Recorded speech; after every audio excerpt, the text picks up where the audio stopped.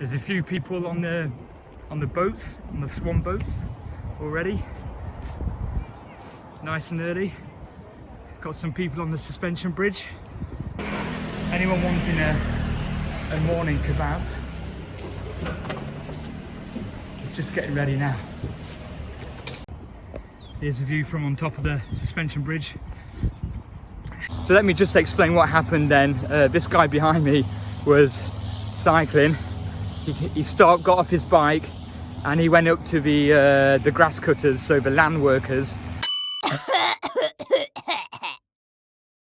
Lunar New Year's Day 2024, Year of the Dragon. My apartment's ready for the celebrations.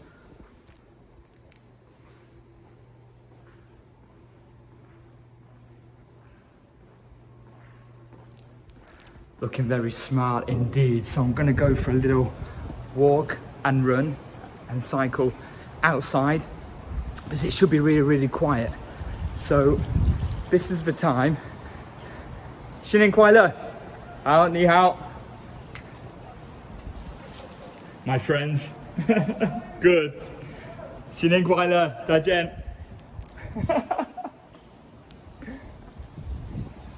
So they're the reception staff. Probably ready to drink Gaoliang later on, which is basically just gasoline, petrol, like 75% alcohol or whatever it is. Yeah, so as I was saying, Year of the Dragon, I'm going to say Chinese New Year because obviously I'm in Taiwan. But for all around Asia, it is a Lunar New Year. Now, if you're not aware of it, the story behind Lunar New Year celebrations goes back thousands of years ago, around 3,000 years ago. I'm not saying approximately, this is what I read, when this mythical creature called the Neon monster used to come down to the villages, eat all the people's food. Oh, got some fireworks cracking off. Eat all the people's food and also sometimes eat the people as well. So all the villagers decided to be ready the next time the Neon monster comes and leave food outside the houses. Also, they would make noise with firecrackers, fireworks, different bells to try and scare the monster away. They would leave food outside the houses and also red signs, basically just trying to bring good luck. And yeah, this worked. The Neon monster came and ate the food instead of eating the people, or instead of raiding the farmlands. And this is why Lunar New Year, it's all about eating. It's all about lots of red everywhere, lots of lanterns, fireworks, getting together with family, and especially in Taiwan. Look, a lot of Taiwanese, Chinese, and everyone else in the world, of course, work very hard throughout the year, and this is the time where a lot of people, a lot of workers get bonuses from work, so they're massively excited. Also, it's a time where they can go back home. If you're in China, mainland China, a lot of workers are in the bigger cities, but their home or their family home may be in some distant provinces. So travel is crazy through this time of the year. Now, I'm in, if you've been watching my videos, you've likely seen this before. I'm gonna head on down to the river, normally where it's really, really busy. But I came for a morning run yesterday and I only saw 2 or 3 other people. It could be the same. Everyone would have been out last night drinking with families and whatnot. I stayed in because I had some work to do. My son was with his mummy's family, so I could get up nice and early this morning and come for a bit of exercise. Here's IKEA. They'll be getting ready for the breakfast very soon. Now, weather at the moment, I'm usually got to wear a hat if it just turns a little bit cold. Obviously having no hair doesn't help. Weather at the moment, temperature is around 58 degrees Fahrenheit, but in a few more days it's going to get into the 80s again, and then a few days after it'll drop back down to 55, 56. A lot of people getting sick this year, Who knows if it's because of COVID or because we've been forced to take all these different vaccines. I don't know. The humidity, it's a weird climate for anyone who's looking to come here. Just to explain this time of a year, so February now, obviously, it just feels, it's pleasant, you can walk, but it feels like the cold sticks inside. Humidity is around 60%. It's very damp. So my building here, the black building's at the top, and we're very close to the river, so it does get quite damp if there's any breeze or wind coming through. So my bathroom is attached to the laundry area, so the bathroom gets a lot of condensation, a lot of dampness, which is why we have humidifiers here which soaks up all the dampness as well from your clothes, from your windows and whatnot. So it isn't totally freezing like you might get back home in other countries. It's pleasant, you can walk around, you can be comfortable, but it does, if you get the coldness, it kind of sticks into you. And then you go back home, and a lot of places in Taiwan don't naturally have heaters. So in China you have an air conditioning unit and heaters fitted in. Here a lot of the systems just have air conditioning, but you can buy your own smaller heater as well. So I'm just taking a walk down here. Now all of these buildings are the same complex where I live, so we all use the same swimming pool, the same gymnasium. I'm going to go for a little bit of a jog now. I'll see you when I get closer down to the river. So where I'm walking now is a new area. They built a shortcut, a path from where I've just come from to this new kind of waterfall or dam. I think it's a dam. Original basketball courts are still here. There's one person practicing his 3-pointers. So weekends, evenings, early mornings on a weekday, you can see people here playing a bit of basketball. Now here is a perfect surface for football or soccer, but they use it for croquet. This is the best well-kept turf I've seen.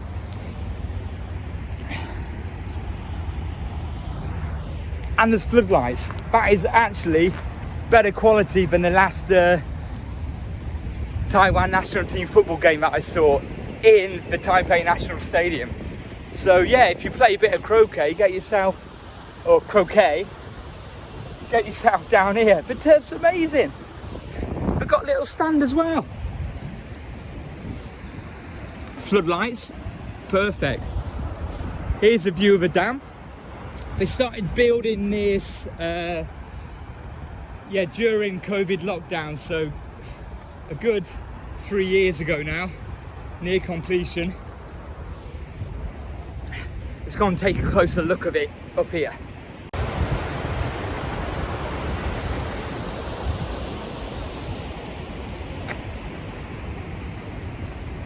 Now it looks like they've made it into some kind of tourist attraction. I don't know if people are interested in it or not, but let's take a closer look.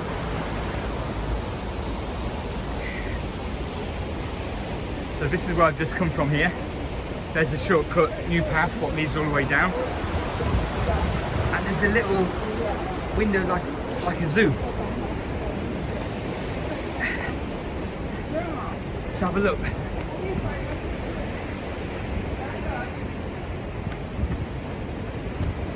Exciting times, here we go. Right, it'd be awesome if you saw some animals. So don't know if this is the kind of fish that we have. Must be, which is pretty cool. Information here. Let's have a view. This is a whole map of B-Town. So I'm coming up to here, the bridge. Is a view from down below, and then across the other side, beautiful, you can see some older buildings. I'll take a run over there in a minute. Okay, let's go and have a look. There's a few people on the boats, on the swan boats already. nice and early. Got some people on the suspension bridge. Yeah, not too busy yet, but a few people walking around. All looking nice and warm with the jackets. At the top here, we've got a load of Christmas trees.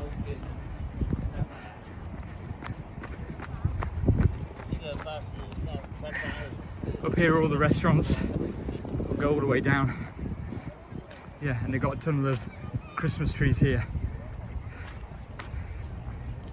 Beautiful view. Whatever time of the year you come, all the mountains, you can see dragon boat races going on, not now, but normally in a river. Yesterday morning at like 6 a.m, no, that's a lie, 6:30 a.m, someone was swimming. You've got to be brave to be swimming in this weather right now. So we're going to be heading over the other side up top here, just showing you a view. Let's go and look at the street. Behind me is the Shack Pizza. So they've got a load of different locations around the city.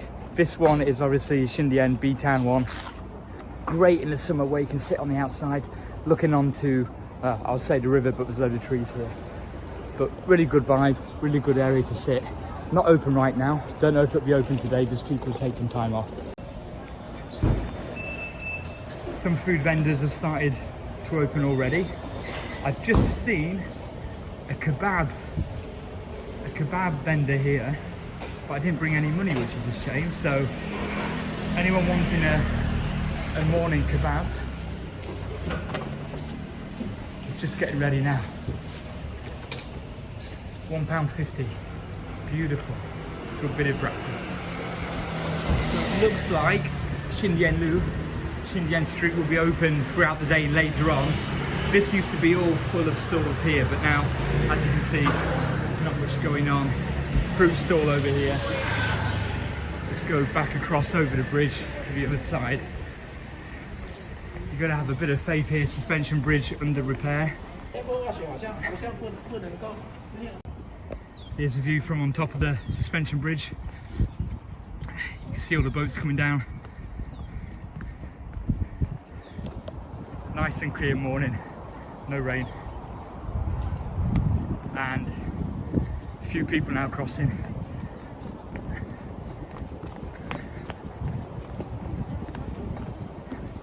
I did a video before about this Purple Cafe and a few other places. That little restaurant place over there and the hike into the mountains up here. So you can go back through my videos and take a look at them. Here's a beautiful hotel, which these days isn't looking so beautiful.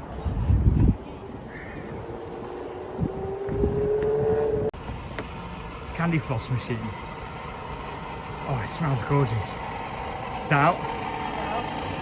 Oh, pialia. Just under £1 a stick. Absolutely amazing.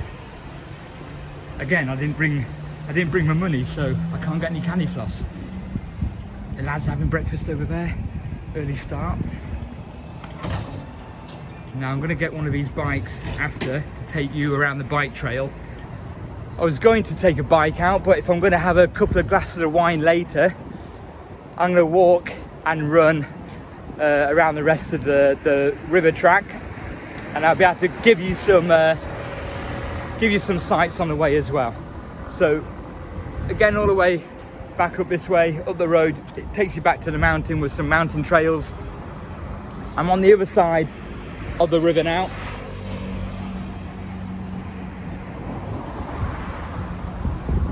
Here's all the boats. Here's where we've just come from here.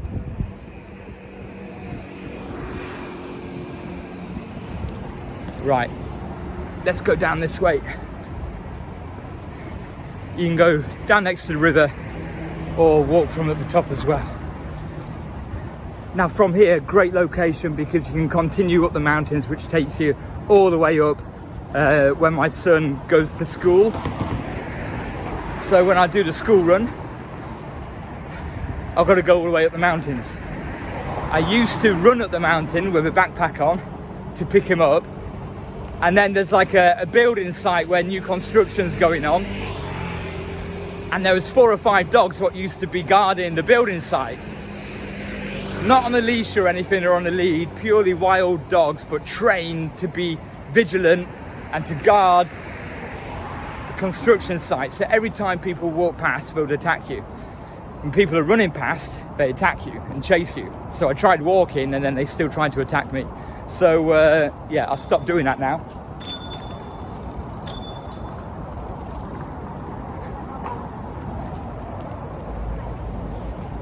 There's a guy putting the bike bell to good use. Instead of just saying excuse me, which I try and do. I give him about 3 or 4 excuse me's and then bring the bell into play. Here is the Bitan Hotel. You're looking anything from about £25 upwards a night, or nowadays you can double that, £40–50 a night with breakfast. It says a breakfast buffet, but when I stayed there, I got down looking forward to the breakfast buffet and nothing was laid out, and they'd brought me some cereals, a few slices of toast. Okay, let's get going. Here's the other side of the dam. So that's where the basketball courts were and the croquet pitches. And now I'm on the other side, all the way round, getting back to my house, my apartment, which is the black building in the distance there. These are all the apartments, what I walked past at the start of the video. Heading towards, went a bit blurry then, heading towards my place at the top here. An awesome thing about Taipei and the surrounding areas, obviously I'm in New Taipei City now, in Xindian, but when you're close to the river, there's no end of bike tracks or bike paths and walking tracks or running tracks, as you can see here. So this little white lane here behind me is, well, it's meant to be for the walking, but people just do whatever on here. And it's very organized. People are, you know, they tend to keep on the side that they're meant to be walking and running on. It's very safe. You can come here in the evening times and early morning times, 3 or 4 a.m. It's safe. Most areas are lit up nicely, as you can see, with the lampposts all the way down the track, and it links all the way through the parts of the city. If you do stay next to the river, you can follow it all the way up through the city, right to the top of Taipei as well, and beyond. That's one other amazing thing about this beautiful place, beautiful country. I'm going to continue running throughout now. There's another bridge called Sunshine Bridge dead ahead, probably what from here, depending how fast I run, could be 10 minutes, could be a bit longer.